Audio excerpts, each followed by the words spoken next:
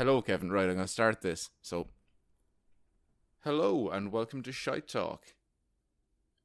Hello and welcome also to Shite Talk. What was, why was there such a pause after I said I don't know my, because we haven't nailed down a format of how to do this when there's two of us.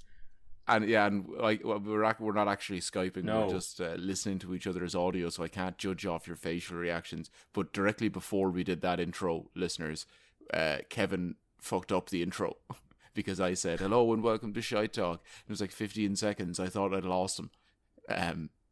Not to the other world, just to a bad Skype connection. But I'm still here. Well, so this is the first one you've read to me in a long time. Since August, probably.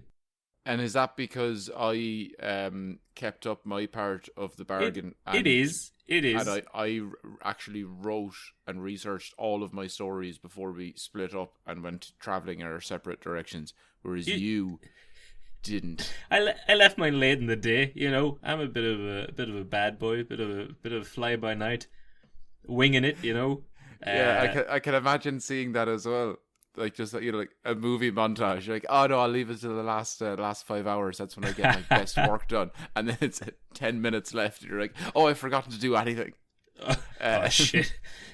And then to get out of like, I wouldn't have been annoyed, but like the way you got out of it as well was like, oh no, I'm not going to see you for a few months, but also I'm about to go traveling too, and I want to go see my girlfriend for a few hours before I leave. I was like, well, I can't make him fucking sit around. Like for anyone, Kevin's girlfriend's brilliant. So yeah, I couldn't feel bad. I couldn't make Kevin feel bad about that. Yeah, because I was like pretty close to when I was leaving, and she. Oh, was it the next day? No, you were leaving the next day. I think I was leaving a few days yes. afterwards. But Yes. But that was because we recorded till about 11 o'clock. Yeah. And this is a behind the scenes sort of. You're getting to see the magic now. I edited that episode very heavily. That was the Francis Sheehy Skeffington episode, I think. Because we were pretty drunk. Yeah. I remember sitting down. I edited that in Niall's house in Wellington, and I think it started off with me saying Francis Sheehy Skeffington. I was like, fuck me, like. We were slurring. I had to actually I took his name from a different part of the episode and put it in at the start. So if you listen to it closely, you'll see that it's clearly two different bits of audio. That's quality. So and then we had to get together and record the last episode of the last season, like this, cross Atlantic, and so you had to read that one to me. So then, it has been. Jesus, it's been months. Yeah, it has been. Yeah, I'm looking forward to it. This is the easy part of the job. It's not meant to be. You're meant to sit there under immense pressure, getting ready to like come at me with some great jokes, coming at you with zingers, one-liners. Yeah, that invariably go over my head. But that's not too difficult because I'm only 5'8". Swish. Yeah. Did you tell me recently that you gained an inch or that you lost an inch? No, yeah, I think I gained an inch. I didn't realize, like most men, delighted to gain an inch. Or some inch joke there. What I'm saying is, my penis is bigger than I thought it was, which is always pleasant. No, I did. I got measured at the office. I think someone else was getting measured because over here in America, you've got your That's how you get promotions. Heightist or was. There's some kind of a pun there, but it's very early over here, and it's difficult for me. It's 1 o'clock in the afternoon. Yeah, that's early for me. It's a Sunday. Yeah, fair enough.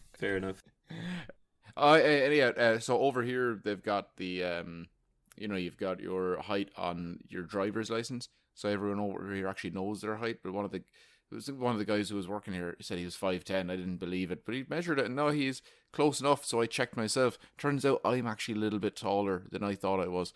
I'm just shy of 5'9". There you go. Well, I'm probably the same height as you. Am I? Yeah, you're like exactly the same height as me. That's the on running thing around the hot joke in the Irish comedy scene. Myself and Kevin look very similar, and we're friends. So that makes it funny. We look similar if we're not in the same room. Much like we're friends as long as we're not in the same room. Well, sure. Yeah. What do you want to kick off the story? Yeah, might as well. Here we go.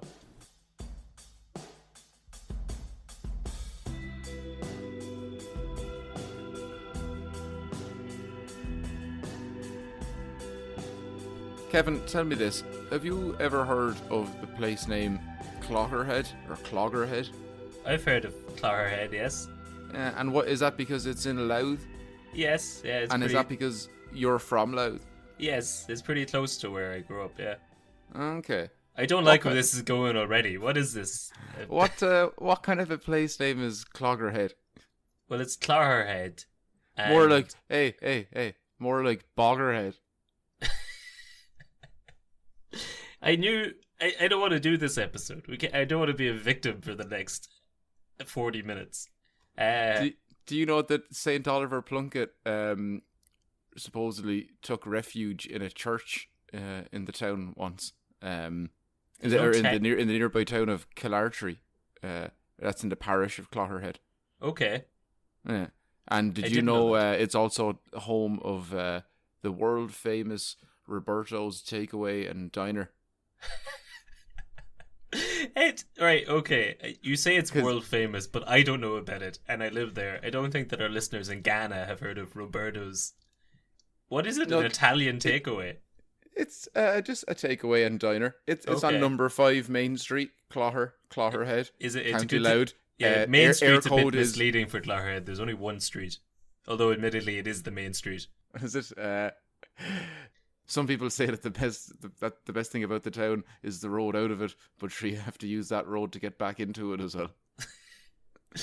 True. What's that? Hardy Bucks, isn't it? Is it? Air code, if you're looking to send it anything in the post, it'll be A92RX92, 4.4 stars on Yelp. Are we sponsored by Roberta's now, or what's happening? This is a delightful takeaway. Serves a wide range of Italian classics such as pizza rustica, pizza diavola, mushrooms crostini, double cheeseburgers, southern fried chicken, and much more. Much more, great. Yeah, it's if you haven't blended enough cuisines together already, there is much more on that menu that I just do not have time to get to right now, because I need to tell you that cans of soda are going to be $1.30.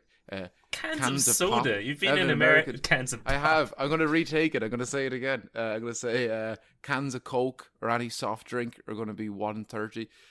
Milkshake is a very reasonable $2.40. Capri Sun $1.20, which seems a bit much. A small water's $1.50. There is no large water, so I don't see why they've made a. It's only one water and it's small. If you're paying for they water, should have just called it water. Just water, because they haven't said small milk. They've just called it milk. Oh, yeah. I saw recently that you can get milk on Deliveroo from Supermax. I think. Just imagine paying someone a $5 to cycle you a thing of milk. The world can't go back to people delivering milk. Like that's sure. We're just going back in circles of ideas for businesses now. They're like, wait, what if there was an app for delivering milk? You're like, yeah, maybe if there was also an app for like when people need to get mail. Yes. We have all of these things. But also before we go on, I do have something important to mention. That a battered Mars bar is only $1.90. A battered Mars bar probably sounds that is a delicacy for anyone listening to this outside of Scotland or Ireland. Well, it's not as much of a delicacy as a breakfast pizza. I really love this. I don't know if it's a modern trend, but the idea of just putting breakfast in front of food item. That doesn't mean it's okay to eat at 9 a.m. You can't just have a breakfast burrito. It's just a burrito.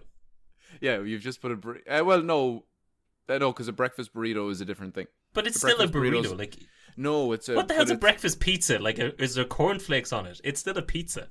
Well, yeah, I imagine it's going to just be lots of like bacon, just meats and shit. I don't know. We should go whenever I'm back. This is my setup for telling you that we have to go up to Roberto's Takeaway and Diner, because I want to try that. I also want to try the scallops, because I want to try scallops from a place that also serves battered Mars bars and breakfast pizzas. Well, it's by the sea, so the scallops are pretty good. But I have no idea what's happening here. Why are we going to Roberta's?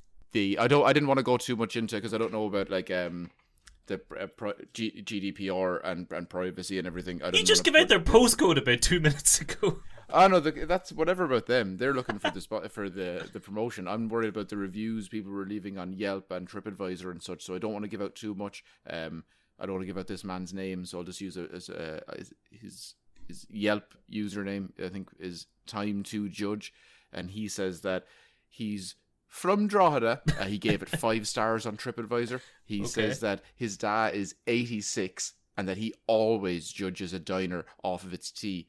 And he said that it actually had very good tea and gave the tea a 10 out of 10.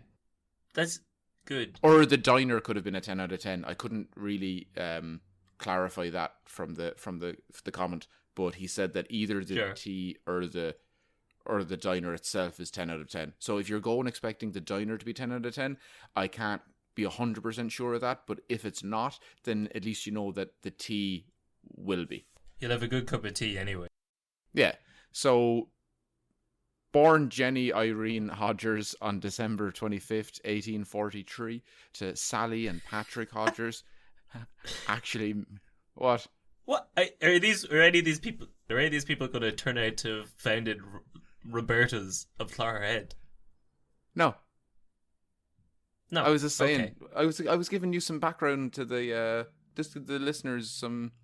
I'm setting up an audio landscape, you know, like the story. I want to let people know where the character's from, where if she's going to travel and do things, if she's going to be, you know, like how do I put? I want to set a soundscape, a landscape, an audio visual experience. We actually don't do any visuals, do we? No. I want to make it sound nice for people.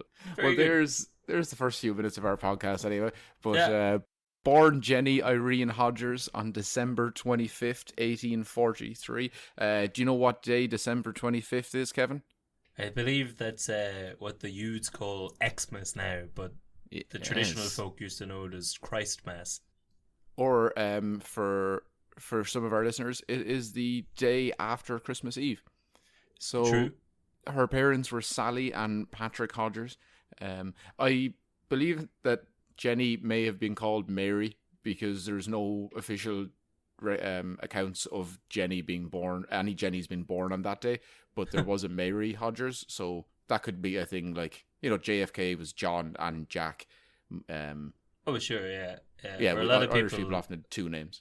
A lot of Irish people tend to use their middle name as their given. But it's just kind of, well, maybe it could be that you're just you put down Mary or John as a sort of placeholder name. And then after a while, when they get a bit of personality, you're like, you know what? It's actually a Jenny. And then they just switch that. But you need to get something on the forum and get them baptized quick in case, you know, in 1843 is a high likelihood that I'll be honest with you now. The name's not going to be too important, and that'll become like the switch of name. Fair enough. Don't get too attached to Jenny. Okay, I'm in. But anyway, there was the only records we have of anyone been born on December 25th that day was Mary Hodgers and Jesus. Yeah, that's exactly what I was going to say. Pretty sure it's a pretty big record about a very famous man born December 25th. Yeah, no, I wrote that down and then I actually wrote a joke in for it because I knew that you'd call me on it. Fair enough. You're ahead of the game. Little was known about her time in Ireland before she moved to America, which she did, to be fair, in a very young age. In her teens, she would have been illiterate and uneducated, like most Irish people at the time. Good qualifier there.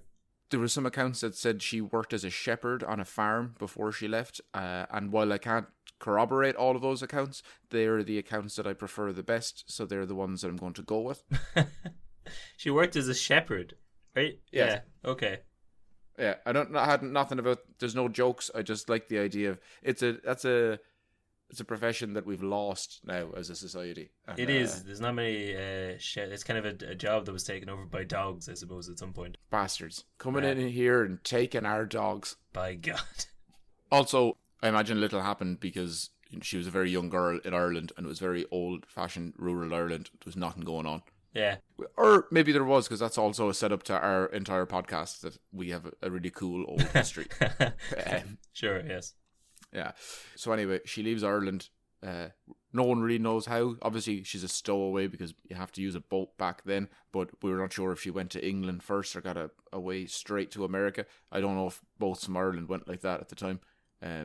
Did everyone have to go to England first and then all go from there, or did they leave Dublin and go straight across? Surely, with the amount of famine coffin ships going over, at some point, some sort of Ryanair-esque entity would have stepped in and done a direct budget deal boat from Galway to New York. Well, you would have had the Viking tours boat anyway. Oh yeah. Obviously, they would have been doing their thing. Yeah, direct from the docks past every office I've ever worked in. It's amazing. I've worked in several different places around Dublin, and yet every time the Viking bus tour seems to go right outside my window. Yeah, I know. I think I've talked about this far too much in the past. That's my one beef with Dublin. I love that city, but I have an on-running problem with the drivers of the Dublin Viking tour. Like I'm the same. I used to walk to work at 6 a.m. and then just without fail, like they're not even meant to be on at that time. And then they just drive by and I can hear, even if there's no one on the thing at that time, I can just hear the screams of the ghosts of the people who died from sheer boredom. But anyway, either way, it was a boat because she didn't fly or swim over because she wasn't able to. She didn't have wings and it's too far to swim. Fair. I mean, yeah, that checks out. But unfortunately, that's the last we ever hear of Jenny Hodgers. This is a very short episode. Very well done, meticulously researched. She was born in Clogherhead, and then not much is known, and then she may have gotten a boat, and then that's it. No, she was born near Clogherhead, which is also the home of the world-renowned takeaway and diner Roberto's. Of course, yeah. Well, don't despair, Kevin. You just don't despair, I'm not despairing. I thought I was going to pack up now. That was it. You don't seem to care at all. You're just like cracking jokes. Just someone could have died or gone missing or just nothing. You have no questions. There's so many people that we just lose track of, I imagine. Maybe yes, but this is I'm telling you a story for a podcast. It's not just going to end there. This is all this is storytelling. It's technique, Kevin. Okay. I'm about to drop a bombshell on you here. You're not meant to be despair because somebody's born on that ship during the exact same journey. A man who would go on to be known as one Albert Cashier. Okay. And no, she wasn't pregnant, Kevin. Right. Is that what you were thinking? Or was that your guess? It's not what I was thinking, but she became a man. Yes, she did. Hang on. I know this. I know of this story, I think. Ah, well, shite. I was hoping you didn't. No, well, this is mad. This is my friend's relative. I won't give away where the story is going, but I think I know. My friend Rob Hodges Clark from the band Just Mustard. When I started doing the podcast, he told me roughly this story. He said he had a famous, I guess it's his grand aunt or great grand aunt or some relation. And if it's in Clogherhead, I assume it's the same woman then who went over to America and became a man on the way. That's all I remember from what he told me. But yeah, that's mad. Well, yeah, Jesus, this is a perfect episode for them then. Yes, I was messaging Mags and he did tell me that they listen to us as they're driving between gigs. Yeah, this is great. Hey everyone. This is just for you. This is like I've not met you all, but hi Mags. Mad. All right. I don't know anything else about the story. I actually have this. I have it written down as a note somewhere. I feel like Rob's aunt. But anyway, yeah, go on. Great. This is Ireland. I guess is it is just too small of a country. The fact that I can research this story and then bring it to you, and then you can just say, "Oh yes, I know." Yes. Yeah. I know the nephew of the person. Yeah. Said, shite. That's what has undone all of my good work. Jesus, it's only herself. Anyway, we'll crack along and see if I can surprise you with some facts and some more knowledge from my sleuthing. Albert Cashier arrived in America, obviously initially starting on the East Coast before working his way across. Times would have been tough in this era in America for a single woman. They'd have mainly been servants, maids, and God knows what. So easier to say you're a man, I imagine, and get a handy gig somewhere than to have to do those jobs. You know, like a handy job, like walking across steel beams at 5,000 feet in the air, unsupported, as the wind blows by you, as you eat a ham sandwich lying off a girder. What a life! Yeah, when men were men, and also this one woman was a man. Yeah, when men were men and died like really easily on the job. Yeah, but apart from the whole dying on the job, I mean, most times in history it's probably easier to have been a man than to be a woman. Oh no, for sure. No, that's not where I was going with that. However, Albert wouldn't have hung around that area all too much. Eventually moving to Illinois, to a little town called Belvedere, Boone County. Here, he did what all people at the time who were trying to hide their identity, and still to this day do. What kind of a job would that be, Kevin? Become a cop, and then ideally get put on the case to figure out your own identity. Like, say you're a Belvedere Strangler. Ideally, you would like to be put on the case to catch the Belvedere Strangler, and then just string that along for a couple of months, and then eventually catch yourself and get awarded the gold medal for catching criminals. Was that the right answer? No, it was work as a farmhand. You're right, that was my second guess. I thought so.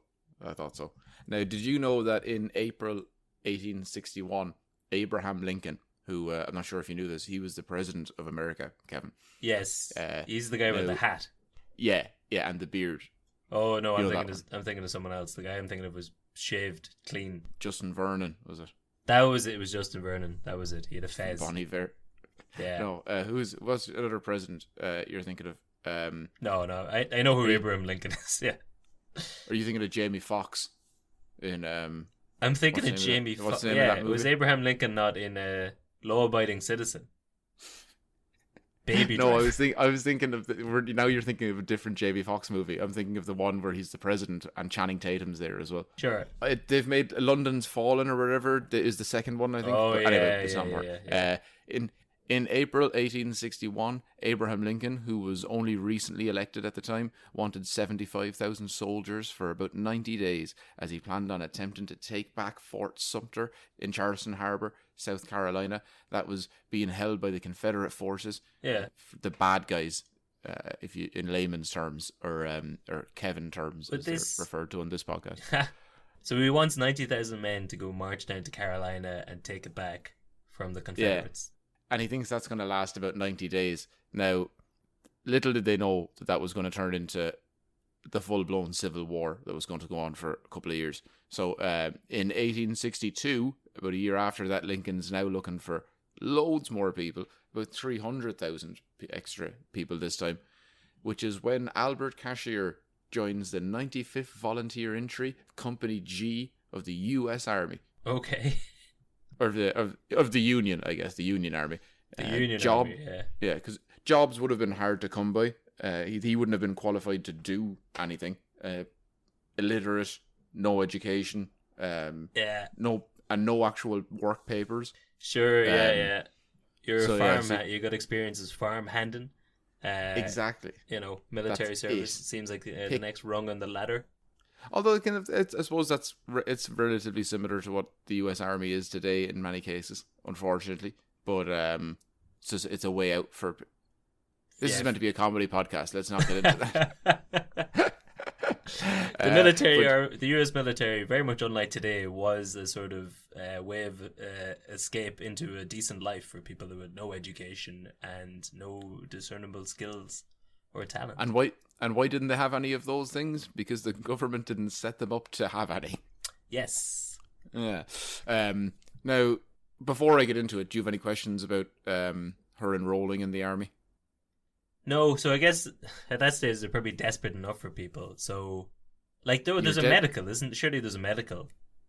You're dead right. I'm so glad, because I have all of those things laid out as bullet points going, I hope he asks about one of these. And that's straight away on the ball, on a walk, Kevin, on a walk. Because, listen, I am no biology student, but I do know that if you went in for a medical, they'd notice something was up. Yeah, but that's the thing now, there is almost no medical. because yes, they really just needed soldiers. So at that stage, it was like, turn up, hey, here's a gun. You're a 2-year-old boy. Here's a gun. I'm also imagining that Albert walked into the medical tent, and the doctors were also women in disguise, and they all just had a nod and a moment of understanding, and he walked out. Yeah, a member of the U.S. military. But so they would have been, as long as you had. They said as long as you had a good set of arms and legs, and you weren't deaf or blind, and you could hold a gun, obviously, yeah, you were good to go. So as long as you could walk a lot, pretty much too, because that was going to be a lot of it. We didn't have the planes and the cars back then. But by joining the army, you got an employment grant, which means that you're allowed to work legally and all that crack. You'd be well paid while you were in the army, and you'd eventually get a pension. So it's a good deal considering where Albert was coming from. And back then, the pay was $13 a day if you were white. Now, it didn't say how much black men made, which was a weird distinction to say if you're supposed to be fighting for the freedom of slaves. It was going to be, I mean, maybe it's a bit odd to distinguish that, then not say how much black people were making. But it is less. Well, maybe it's more, Jason. Maybe they got an extra 10 cent just as a sort of sorry about all the shit you've had to deal with. I don't think no. I think that would have been said as well. Yeah, I think I think that would have been referenced. I think if it was a good thing, if it was more, it would have said white people were paid $13 a day, while black people made $15. No, it's $13 a day, and black people you can help your own now. What? Wait a minute. Pension in future, maybe something. We're slightly better than the people down there. Come on. And of course, the US military has a good history of honouring the promises that it made to the black community before wars. Mm-hmm. We're going to get cancelled. I think we've been cancelled in Louisiana. Let's see if we can do some more states. Now, to join the military, she'd have to make sure her gender wasn't discovered, because you weren't allowed to join the US military until what year, Kevin? 1948. 1948, Kevin. yeah. So just after World War II, after the big fight, and then they thought, maybe we should get some of the rest of the population in here for the next big fight. The Cold I imagine War. they came back from the war and thought, like, well, do you know how they've been running the country and they've been doing all of the jobs that we left? Yeah, it is sort of a nice step forward. A good moment for womankind. Now you two can go off and die in war. But this story that we're talking about, it's not, because she did have to lie. Yes. Consistently. Yeah. Sure. So, because Albert went through 2 months of basic training. Now it seems like a lot of marching. I'm not sure why there was so much marching. Before joining the 95th, that's what they called it, the 95th. It sounds cooler if I say it that way. So I'm not going to give it its full title. Yeah. The 95th is what's the full title? Who cares? Yeah. The 95th what? Get out of my way. I've got a gun. It's too many questions from you. Bang bang. Yeah. We're not cool enough to pull that off. No, we're too Irish. But anyway, she went on to take part in 40 battles under one Ulysses S. Grant. One as in O-N-E. He wasn't Mexican. It wasn't like a Mexican Ulysses S. Grant. Yeah, Juan Ulysses S. Grant. Yeah, she was she was fighting on the Union side under the famous Ulysses. But not the book. No. No. So she famously, the book was a poor military leader and was ousted earlier on in the Civil War. But did you know that Ulysses, because his name was Ulysses to some, Ulysses S. Grant to others, to Albert, he was her unemployment grant. Oh. Oh, remember I set that up earlier where I was talking about employment grants? Yeah. Because I wouldn't have mentioned it otherwise. It was a good setup. That's a good callback. Well done. You laid the groundwork for it. Did you know Ulysses S. Grant his actual name was Hiram, and the S didn't stand for anything. He just made it up. Wait, his name was what? Hiram Grant. Hiram Ulysses Grant. Cool. But while serving under Ulysses S. Grant, Hiram, Albert took part in the Battle of Vicksburg, in the Vicksburg campaign. They were trying to starve out the Confederate soldiers. Then continuing down through the Mississippi River, their aim was to divide the river and then the Confederacy, so they'd be all split up and everything. So It was a lot of marching, just kind of constantly going down the Mississippi. They'd done that 2 months of basic training. Yeah, all figured out how to walk. Imagine getting into that and not knowing how. Like, you'd be, if you were a baby, if you were a toddler, you'd be in at the deep end. And as previously mentioned, there were a lot of toddlers in the army at this time due to desperation. But yeah, at Vicksburg, they were trying to starve out the people, so that wasn't really so much a battle as it was them just kind of waiting around and trying to get the few people in there out. But once all that was done, as we all know now, racism has been completely eradicated. The Confederacy was split, and Texas, Louisiana, and Arkansas being divided then from the southern states. During this time, for 3 years, most people didn't spend 3 years in the army, but Albert did. Again, I imagine it's because of the jobs that he would have had to do when he went back. Also, he liked it, I imagine. It must have been pretty cool joining the American Civil War when you come from Clogherhead, Louth, in 1843, Roberta's isn't even there yet. I mean, you get to just march up and down the country, laying siege to a place. No. Roberta's has been there it's been established long before that, Kevin. Oh, yeah? Since the dawn of time.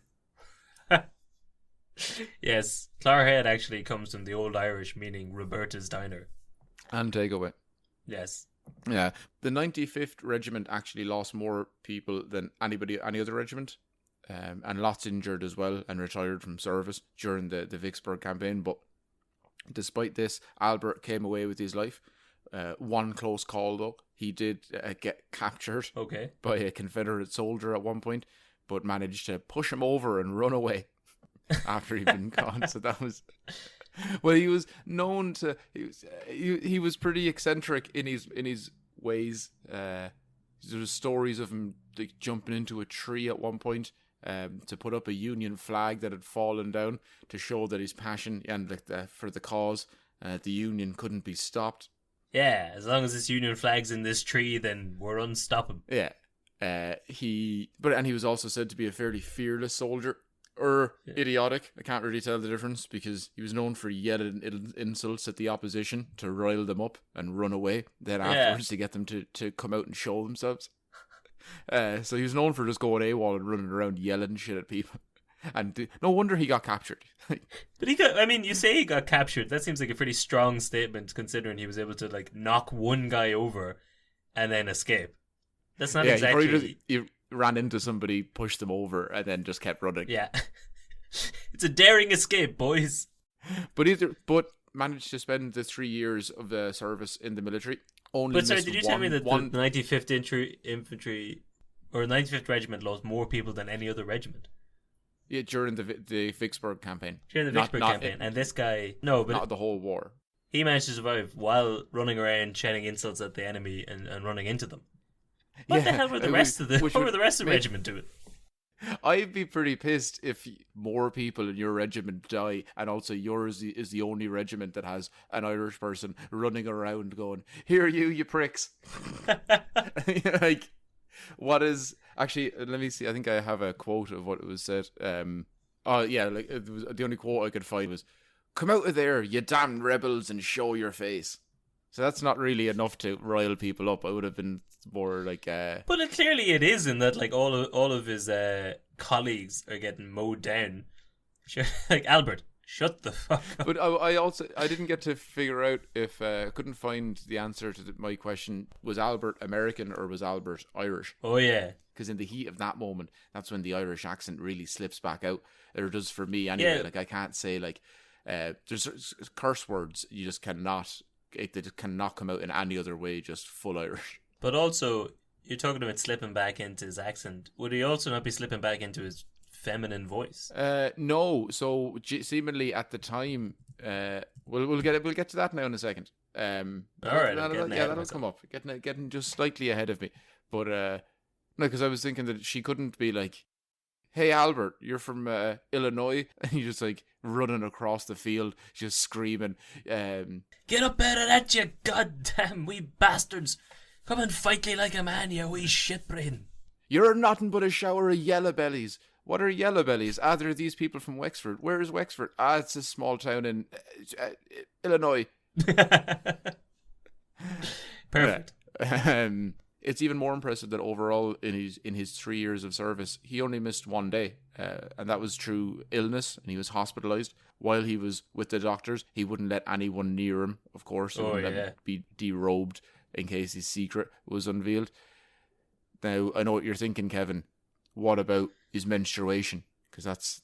Well, no, I was more thinking that if he did end up in the hospital, that he'd wake up the next morning with the doctors standing around looking awkwardly embarrassed for a very awkward conversation of, Albert, I'm so sorry, your penis has been blown off. There was nothing we could do. No one wants to have to deliver that news. That would be some good... You'd need some good bedside manner. You really would, yeah. But I was going to say that the menstruation's always on your mind, Kevin. It is. So with that, it's never brought up. It's never said how he managed to deal with the menstruation. Well, why would it affect him? You have to hide that for 3 years. The fact that every so often he bleeds and you're in the military. But it'd be more difficult, I'd imagine, to hide. It's the military. Everyone's walking around. If you're walking around in the military and all of a sudden you're bleeding. Yeah, but I imagine that's easy to cover up. Lads in the military are always bleeding. It'd be more difficult to cover up having to go for a piss. I'm sure that they weren't all like daintily going behind trees. They probably whipped their lads out and piss wherever they please, and then for some reason old Albert always scooted off into the bushes. Good point. I saw this very day, Jason, I saw 2 lads whip out their dicks and go for a piss in the middle of Amiens Street at about 12 o'clock in the afternoon. So, how would you cover a bit of blood? Easily. You're in a war, Okay. That's easy to explain away. Now You can say that your dick got blown off. Now that you've... But how do you explain... Now that you've laid it out for me, I feel like an idiot, and you're dead right. But also, I read this thing online, and maybe it's true, I don't know. It says that the menstruation can stop sometimes under incredible stress, both mental and physical, which would have been fair to say he would have been under at the time. Sure, that's fair enough. I also another neat trick to stop menstruation: get pregnant. Ah, yes. There'll be no more questions then, Jason. Grow to the age of 45. Yeah, why didn't he think of that? Just have your menopause. If he was pregnant, that would have solved all the issues. He would have, yeah. But another thing that... Basically what I've done here is made lists of things I thought you might call me on. So yeah, the menstruation was one of them. I also have a thing here that says she was pretty diminutive, so she could hide her lady parts a bit easier than other women might have been able to. So, and they spent a lot of their time marching and working, so I doubt anyone really had an interest in looking at other people's genitals in their off time. So I think it was safe to say that there was a lot going on that people wouldn't have been paying attention, going like, I think that person's a woman. That's not you're in the middle of war. I guess, yeah, if you're getting shot at, in your day-to-day, if you're thinking of like things to be worried about, the sexuality of your cohorts is probably not one of them. Yeah. And speaking of her cohorts, she got along very well with them. One in particular was a young man, Samuel Pepper, who she was tent buddies with. And no, Kevin, that's not the technical term for it. I don't know what you call it when you share a tent with someone in the army, but I don't know. Bunk buddy? Bunk buddy? I don't know, but I don't think it was anything physical. He had a wife, and I like to think he's a good man. I'm going to give him the benefit of the doubt. Sure. Also, there's a bunch of letters that he sent back, that this is what Samuel would have sent back to his wife, and it was in those letters that we get some of the information about Albert's time in the regiment. Did I read those letters? No. Will I reference their content anyway? You betcha. Yeah. 100%. This Albert fella, I've never met a more masculine man. I'll level with you, honey. Some of these people in the military are pussies, but Albert, he's a straight-up gentleman. Well, no. Masculine fella. It was... A real man's man. Yes, that's exactly what it was. Nice, shapely ass as well. The letters said that Albert's nickname was Chub. Because of his rock-hard penis. They called him Chub. And I didn't think about that at the time when I was writing this, and I regret that now. Although chub would be a half soft penis if I know my vernacular. You would. That would be right. But yeah, so his name was Chub, and Pepper also said that he had a potty mouth, an awful potty mouth. Was a belligerent, foul so-and-so. He really went to town on him. You know, the poor young fella. Although it's all behind his back. You know, it's in a letter, so it doesn't really matter. Because you can do that. You can talk shit about people as long as it never gets back to them. But wait, was he saying this in a negative way? He's got a real foul mouth. Yeah. He's a straight shooter. He's saying like his name's. I don't know why they all sound like this. He's not a. You think he's a gangster in Chicago in the 30s? Yeah. But so why did they call him Chub? Because he had man tits. Oh, he's just saying the dude's like always yelling, spitting, cursing, not being a gentleman. Because I imagine Albert's trying to make sure that people don't question. Is this person possibly sure? Yeah, a woman? You got to double down. Yeah. Overplaying it, you know. So, but then Pepper's up. Would a woman dressed up as a man spit in the ground? I don't think so. You fucking idiot. So would a woman dressed up as a man spit in your face? Don't do that again, please. Please stop spitting on things. Yeah, but yeah, he was meant to be a bit undignified like that. So yeah, in general, a bit loud, undignified, kind of a foul mouth. So in that sense, it's nice to know that Irish women haven't changed much over the years. But Albert wasn't the only person born a woman to have served in the Union Army, as there was up to 400 cases of women serving. But according to a very old man in a YouTube documentary that I watched, Albert was the only person born a woman to have stuck it out from enlisting right to the very end. So she did the full 3 years. A lot of people did like 3 months. And also they would have lied to join the army saying they were men, then became women afterwards. Albert stayed a man. So wait, but what would have happened to the other women who revealed their womanness? Surely they would have been kicked out then. Yeah, but that's what I'm saying. But Albert, they would have either been over the time they would have done their time, left. They would have done some time in the army, then left, became women again, or would have been found out during their time and then been kicked out of the army. Albert got through the whole thing and didn't die. So in that sense, both of those things are very impressive. Very impressive. Particularly the not dying part. That's the main thing. Although I wonder if any of the other women had died, would you know about it? Maybe not. But then they're also, again, not. That's why it's impressive. That's why it's not as impressive, because they're dead. Sure, yes. Yeah. But now, once the war ends, I had meant to say there that Sam Pepper, they were friends. They would share a tent together. They would also work in a laundry service together. And then they had a giant falling out regarding whether they should charge people money for the laundry to do the laundry, which I couldn't understand, because I was thinking it's surely part of the job in the military. Yeah. They're just like, you can't be charging people extra on the side. But seemingly they had a falling out over that and went their separate ways. But once the war is over, they get back together, because Albert heads down to Sam Pepper's plantation back in Belvedere. Wait, so who wanted to charge? Which one of them wanted to charge for the laundry service? It never said. It just says they had a falling out over that. And I'm like, I'm hoping that it's the American dude and not the super tight Irish person. Not our Albert. Yeah. God damn it, Pepper! You can't charge these good men for washing the sheets. I'm pretty sure this is an exact plot line from Malcolm in the Middle. Yeah. So I was going to say that after the war, they become friends again. Albert heads off back to Belvedere to work on Sam Pepper's plantation. It didn't last too long, though, because once again they have another falling out. God damn it, Sam, if you want to start charging quarters for his laundry machine. Well, that's when I checked the also just the fact that he was working on a plantation. I'm glad that he left the plantation. Like it's when you read it, you're like, they had a falling out. That's not a good thing. No, it's actually a fantastic thing that you'd have a falling out with someone who owns a plantation. Sure, I mean, but wait, so he was fighting on the side of the Union and then went to work on his plantation.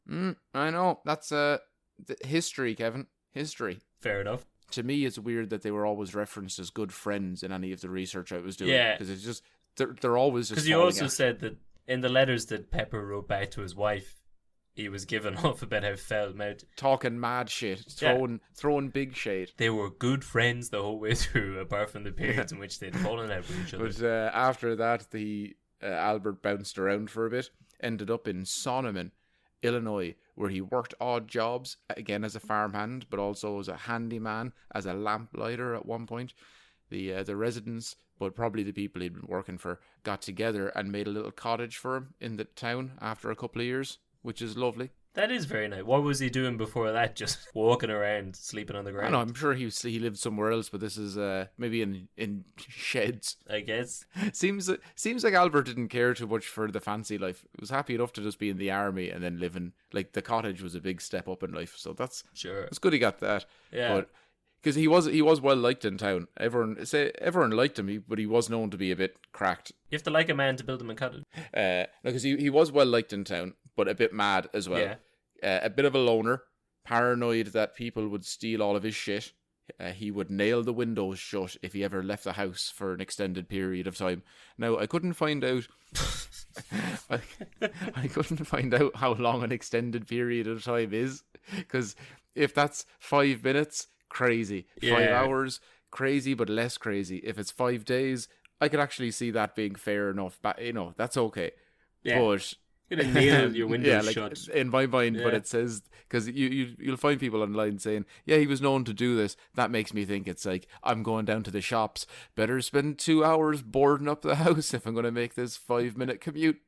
But it's probably because if someone got in through his windows and looked around his house, it'd be full of like ladies' magazine and feminine products, copies of Vogue. The whole, yeah, exactly. A hair straightener. The whole jig would be blown. This is a collector's edition of Dirty Dancing. A Blu-ray copy the of Sex Dirty and the Dancing. City box set. Some lip gloss. Hey, look at our references to what women like. What do curtains? We don't think. What do women like? The toilet seat down.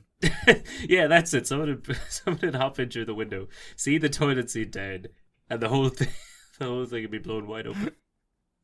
But he never let it be known that he was born a woman, going to obviously great lengths, such as buttoning up your shirts all the way to the collar and wearing clothes to conceal, even at the height of summer. And you're talking Chicago, Illinois, so that's going to be pretty hot. Talking, 35s, 40 degrees, or if you're American, whenever it feels like God is trying to melt you. I think that's I'm not good with Fahrenheit, but I think that's 35 degrees is when God tries to melt you, and 40 is when Lucifer takes over. Yeah, I think that's what the Fahrenheit conversion. Yeah, that's what Texas has taught me. So, well, obviously then, if he's done this his whole life... Oh yeah, 40... Obviously... This is 40 years after the war ends. Yeah, oh right, okay, so... Well, if you're going to be alone, which he was, it probably would be better to be a man, because you're going to get paid better, you're going to have better jobs, you're going to be also granted the right to vote, which Albert did, making him the first woman in the history of America to vote. Well, definitely in Illinois, but possibly in America. Yeah. Because it would have been illegally done without anyone knowing, but technically. Sure. I wonder what he voted for. The Union, I imagine. The good guys. Yeah. But his secret was uncovered as he grew older. One day, he was out walking and got hit by a car.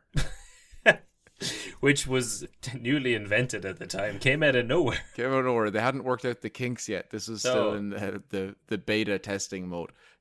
First time he'd seen one of these things. Yeah. But now the car was being driven by Senator Ira Lish. Senator breaks Albert's leg, gets out of the car and goes, "Oh, I've really screwed up here." Eventually then, get to the doctor. Doctor discovers... After calling his lawyer and consulting with his staff, he got Albert to the hospital within the next 17 hours. Yeah, after he couldn't pull the Kennedy. Yeah, exactly, yeah. And, Albert's broken leg was seen to by a doctor shortly afterwards, once the senator brought them to a hospital. And it's here that the doctor discovered that, hey, this guy's got an innie, not an outie. But thankfully, he tells the senator, and they both agree, let's say nothing. No one says anything about it. And why is that, Kevin? Well, the senator's probably sitting in the waiting room sweating, being, oh my god, I've knocked down a war hero. And the doctor comes out and he tells him it's an innie, not an Eddie. He's like, oh, thank God, I've just damaged a woman. Which in, what year is this? 1910? 10 probably. Yeah, the early 1900s. In the early 1900s, I imagine knocking a woman over with your car is a misdemeanor at best. True enough, but that was not the reason. I was going to say the reason no one said anything, Kevin, is because snitches get stitches. Sure, yeah. Yeah, I'm sure Albert needed a few stitches as well. he did to see to his terribly broken leg. So wait, so they chose not to say anything to anybody? Surely they said something to Albert, or did he just wake up and they were No, like... they probably said to Albert, going, "Hey, you know, what's the deal with your?" He's like, "No, that's a whole thing. Don't worry about it. It's fine." Sure, yeah. I'm sure, yeah, but no, they agreed to not tell anybody else. And later on in life, Lish actually set Albert up in a home for veterans and told all the nurses the situation, and they said nothing because, again, Kevin, why? Just snitches get stitches. Exactly. Jason. That's the tagline for our podcast. Yeah. So certainly, I know initially you were saying that maybe he'd done it in order to get better work or whatever. But if at this stage he's in a veterans home and is still keeping it up, although maybe, yeah, I guess if he wasn't in the veterans home, if it was a woman, he wouldn't have anywhere to live in that age. But it would seem at this stage that it is. Yeah, we've never. He's trans. It's not. Yeah, it's the thing. It's.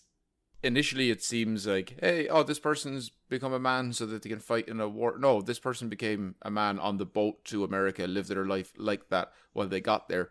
So this person is actually a trans war hero. It's not a person who, like many of the other females in the war at the time, lied to say that it's they not like were... Mulan. No, that's the first movie I ever actually saw in the cinema, and we were late by 5 minutes. I forget if the first couple of minutes were good or not. I think you're late by several years because you forgot to mention that film was broadcast in Carlo in 2003. Yeah, my first film. Yeah. You ran out of the cinema screaming. Didn't know what was happening. Right before my English junior cert paper. That was what your whole junior cert story was about. But, listen, lads, I saw a fucking moving photograph the other day. So before you brought it up there, directly before I'm about to finish the podcast and we can have this conversation, because it becomes far more apparent in later life that Albert was trans. Yeah. Because unfortunately, 2 male nurses did give away the secret when they found out. It became front page news in Illinois and then kind of spread across America. And all of a sudden, the government are saying that he's been illegally claiming a pension for 24 years because they believe that a woman wouldn't have been capable of fighting. So obviously, this woman's committing fraud, saying that there's somebody else. Sure. But it doesn't stick because all of his mates from the army step up and say... That's what I was going to say. They go, in comes Pepper and say, this goddamn laundry socialist wouldn't let me charge a halfpenny for clean iron shirts. But... God damn it, was he a war hero? Yeah, goddamn war hero. So they say that's your man, and all that's sorted out happily ever after. Beautiful. Until shortly afterwards, both his mental health and physical health deteriorate, with Albert then placed in a home for the insane, where he was made stay in the women's wing and was made wear women's clothes, which he hated and hadn't done since he was about 15. However, quick to come up with a solution, he began taking the skirts that he was given, he was forced to wear, and he would sew them in the middle and create a set of trousers in them, making a leg either side of the parting. If he was in an insane asylum, why was he allowed access to needle and thread? Don't question history. Maybe it's like you've seen the Shawshank Redemption. Prisoners can get things. You're like, someone in prison is going to have access to something they shouldn't have. Yeah, fair enough. That's naivety on my part. How else would Jeffrey Epstein have died? Oh yeah, very good. But yeah, no. So, but you think that's pretty inventive, though? Like, no, that's up, just going, no, I'm going to keep living my life this way. You know, I'm gonna make sure I'm gonna live my life, dress how I want to, act how I want to, be who I want to, happily ever after, Kevin. Until eventually he trips and falls, probably largely to do with the pants, hurts himself pretty badly, causes an infection, and then dies in 1915. Happily ever after. He was buried by the Veteran Society with full military honours and in his uniform, with a Republican flag over his chest, and with the name Albert DJ Cashier on the gravestone. Yeah, so he was noted, obviously, as a war hero by the end, and as a man, and they buried him like that. Yeah. So that's my Albert Cashier story. That's cool. So you also forgot to mention the whole way through this that his middle name was DJ. Yeah, truly, but it wouldn't have pioneer. It wouldn't have stood for anything because it's a fake name. He just came up with DJ. I'm sure, like, he's going into the lion pit here. You know, he's going into the army. I'm sure he thought of what DJ would stand for. Hello, my name's Albert DJ Cashier. Oh, okay. And what's the DJ stand for? Ah, god damn it! All right, I'm a woman. What does the DJ stand for? Jenny Hodges. Oh shit! And in terms of like notes to finish up and wrap up the episode, no, I only have one other thing I've not mentioned. Is just that there's a quote from someone from an amateur historian from Belvedere who wrote in a 1958 essay, "The Little Soldier of the 95th." Also, yeah, Albert was 5'3", hence the name of that essay, I guess. Sure. He was able to withstand the long marches, the rigours of camp life, and the problems of the infantrymen, as well as the comrades who were bigger and brawnier. So yeah, they said he was a very, very good soldier. Yeah. But yeah, so that's my... Managed to survive the whole way through the 95th. Oh, and then also you can get a sausage roll for €2.70 in Roberto's Takeaway and Diner. So there's that too. I have no idea where this Roberto stuff is going. But it's not going nowhere. I'm just letting people know. I think it's important to support local businesses, small businesses. You're from that general area, kind of. Yeah. Maybe Roberto's would like to sponsor an episode of this podcast come season 4 once it's been released. Sure. Or we could get onto them now and be like, hey, we're going to talk about your business quite a lot on this episode. What's the podcast about? Irish history. What does that have to do with our business? It'll all become apparent. Come on, Roberto. Okay, so yeah, that's it from us from this week. Well, from me, I don't know if you want to keep talking to people, Kevin. I'm gonna leave. No, but that's it. Okay. So well then, goodbye. Good luck. Talk to you all next week. Shafter. Bye.